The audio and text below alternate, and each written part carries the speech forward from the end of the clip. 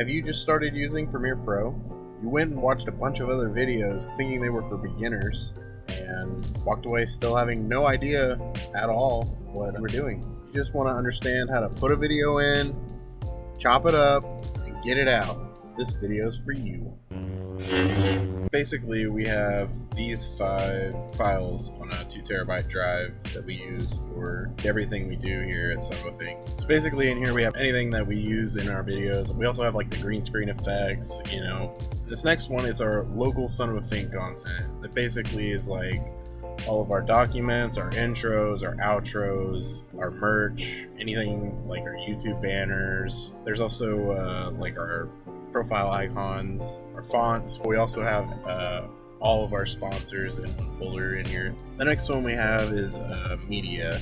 That basically is everything we pull off as our day goes by. We pull it off and put it in here in the GoPro files, and we date those. And then each camera, I just give it a separate number so that the files don't get too mixed up, like if they have the same name or something. There's also all these other ones in here that are like very specific.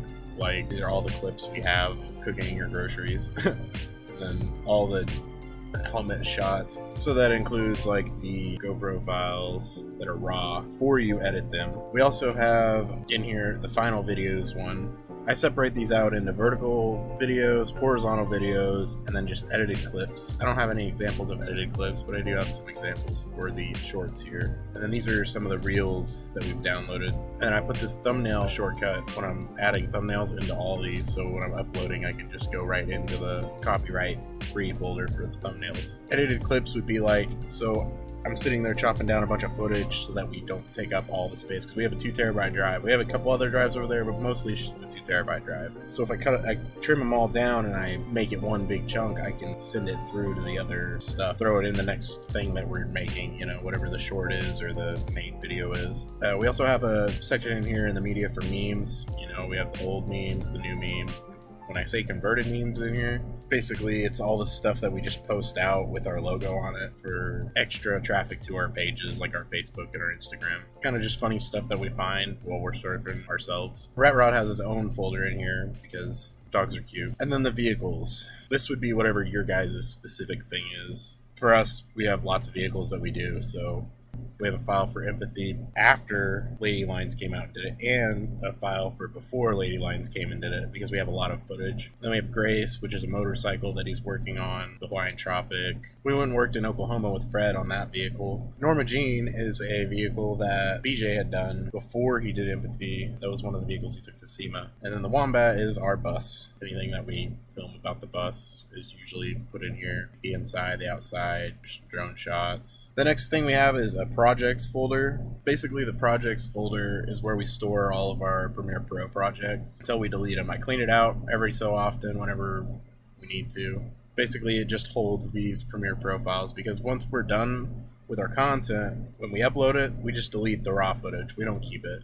We figure if we need any of that footage, we can pull it out of the edited copy for later use. There is some project folders like this Fink Different one. We put all this stuff into one folder to make it easier. Like same with Lady Lines, all the stuff for that's in one folder, but it's because it's one big project, you know. You don't really need all that extra. You're never going to use all this other stuff anywhere else in our content. It's kind of like stuff that just pertains to this project, so we kind of threw it all in one project. Then you look in like the shorts folder here, it's just a bunch of these different shorts that we've been making. Tales of Finkdom, basically same thing. It's like our main videos, our daily videos, our big videos. See what I mean?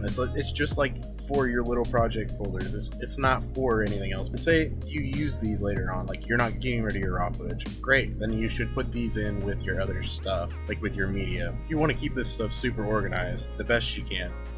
Ours is a little unorganized, but I'm self-taught. We're just learning how to do this, so it's only as good as it can get, you know? And then this last one's upload and delete, which basically the upload and delete folder is not that big of a deal. Like, it's just one that we have because this is like footage we don't want to get rid of, but we don't necessarily want to keep it on our 2 terabytes that we got. We have a Google Drive, like, business account that we use, so we basically upload everything to Google Drive that we can, but we have really slow internet, so it doesn't work.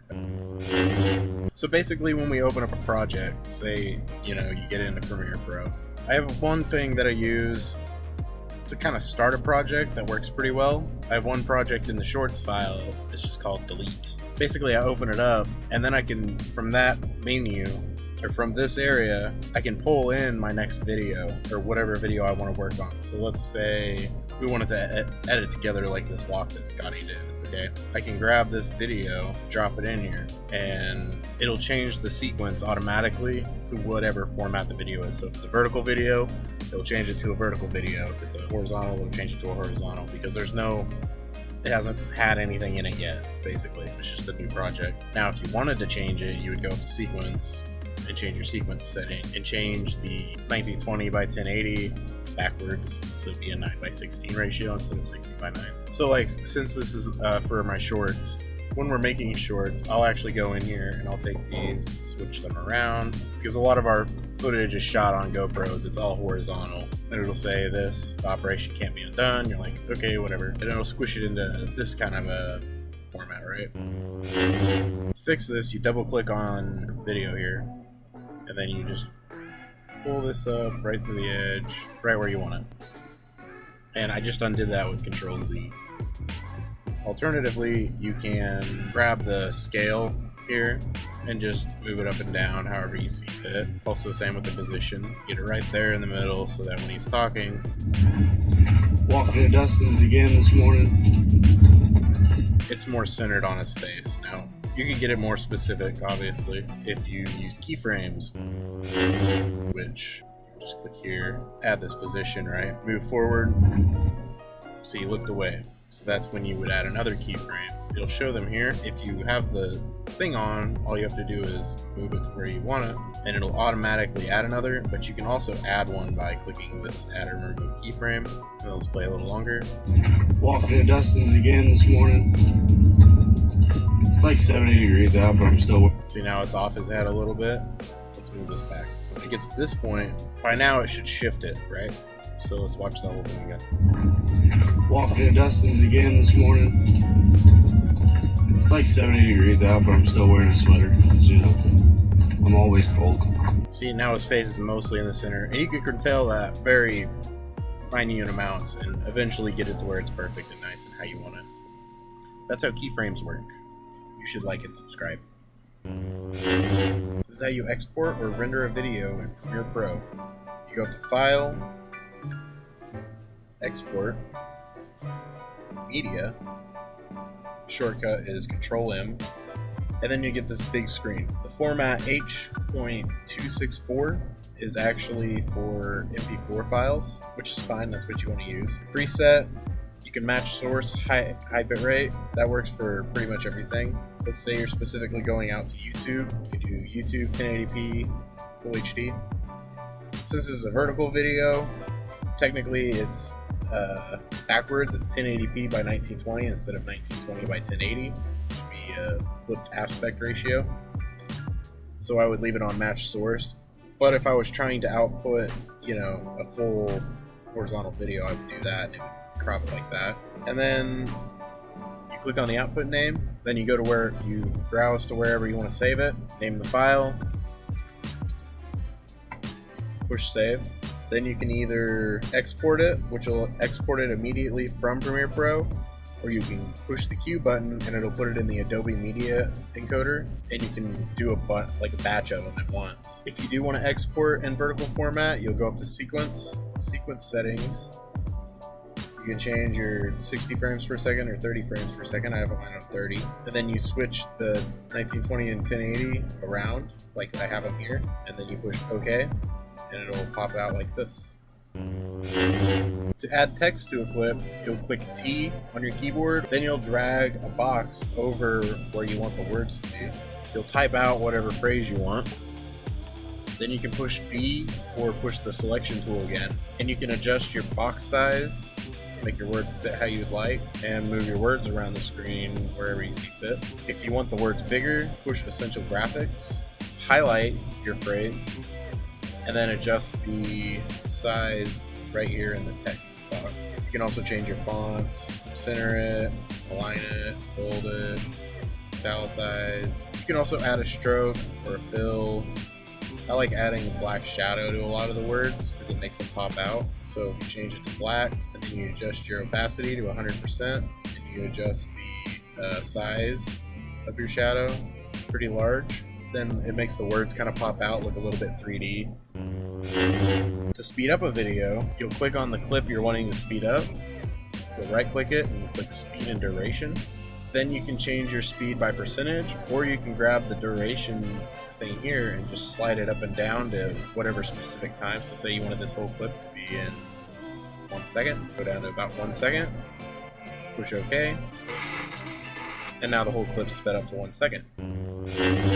If you want to reverse your clip, same way, but you push reverse speed, and you can also change the speed you'd like. But this, if you just push reverse speed, it'll just reverse the audio and video.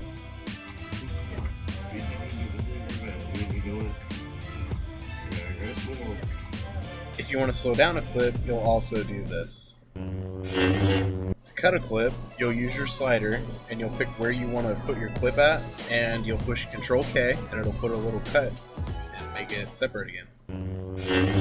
There are multiple ways to fade audio.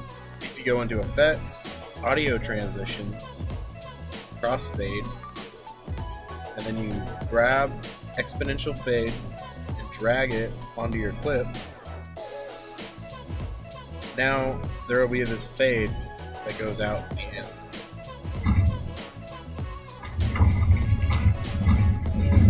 70 degrees out, but I'm still wearing a sweater.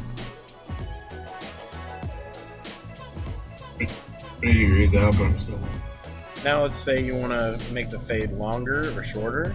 You just put your cursor on the end of it, grab it, and move it. It's like 70 degrees out. Degrees out, but I'm still wearing a sweater.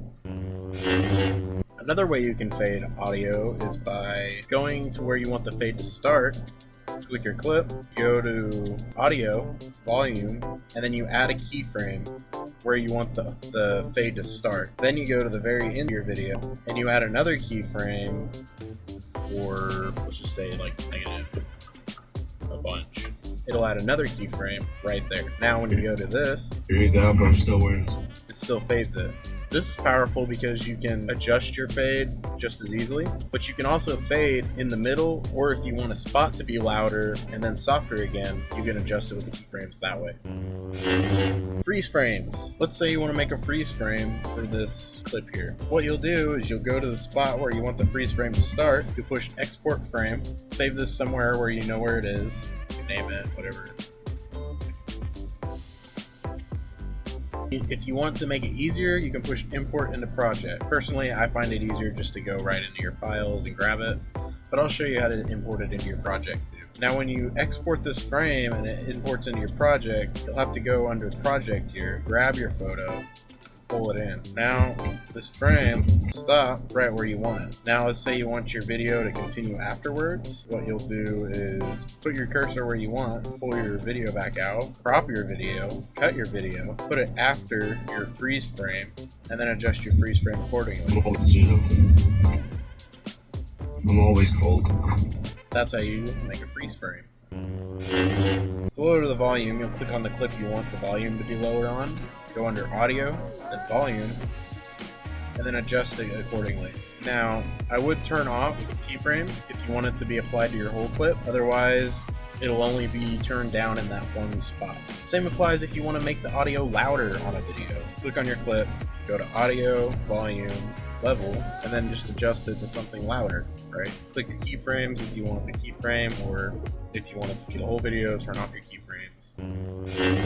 Let's use our freeze frame for example here. Basically your video would be rolling, right? You want this to transition like a bright flash or something. So let's have this dip to white as if it's a flash on a camera. That seemed kind of long and boring, right? So let's make that a little shorter just by grabbing the edge and pulling it in. You can also click on your transition and then go into this screen where you can adjust it here on each side of your clip or here. So now it looks like a camera flash. You can also add a sound effect in right underneath here. Let's show how to add a sound effect, why not? We'll just add a whack. It won't look quite right, but it'll make sense. You'll understand what I'm doing here. So to add the sound effect, you grab it, pull it in, cut each side to where it's just on your transition, and then put underneath your transition. Okay. It didn't sound quite right, but it's close. It's because I don't have a camera shutter sound on the computer right now. To change aspect ratios, you go to sequence settings, and then change your frame size from 1920 by 1080 or 1080 by 1920. That's for vertical or horizontal. 1080 by 1920 is vertical. 1920 by 1080 is horizontal. You can also double those numbers for 4K video if you do 4K. You can also change your time base up here, which is 30 or 60 FPS. If you like that video, check out this next one.